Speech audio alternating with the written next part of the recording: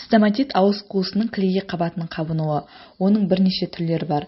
Олар автозды, саңырауқұлақтық, герпестік, жарақаттық, ангулярлық, аллергиялық және бактериалдық түрлері бар.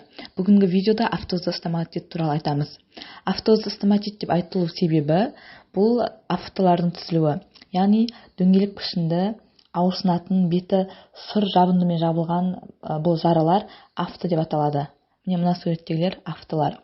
Бұның негізгі пайда болу себебі суық тигеннен, иммунитет төмендегенде, аллергиялық реакциялардың әсерінен, антибиотиктерді, дәрілерді көп қабылдағанда, ауыз қуысының жарақаты, қатты салқын немесе ыстық сусындарды ішкенде, кейбір тағамдар, мысалы аллергия беретін шоколад, чеснок, цитрусты тамақтарды қабылдағанда, одан кейін авитаминоз, яғни оның ішінде А, С витаминдерінің жетіспеушілігі болған кезде. Сонымен қатар қызыл иектің аурулары ауызда кариес болса, осындай стоматиттер шығады.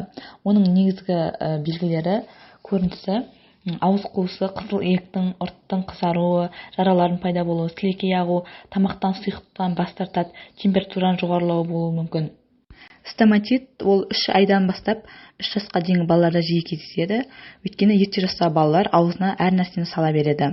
Енді оның емі сұйықтықты, суды көп ішу, қышқыл, ащы, өте тәтті тағамдарды бермеу және антисептиктермен, яғни мирамистин, хлоргексидин, фурацилинмен ауызды әрбір 3-4 сағат сайын шайып отыру, 1 апта бойы шайып отыру. Температура ауырсыну болатын болса парацетамол, ал ауырсынуға халисал жағуға болады. Одан кейін жараға сальгоцерин мен метилен көгін жағуға болады.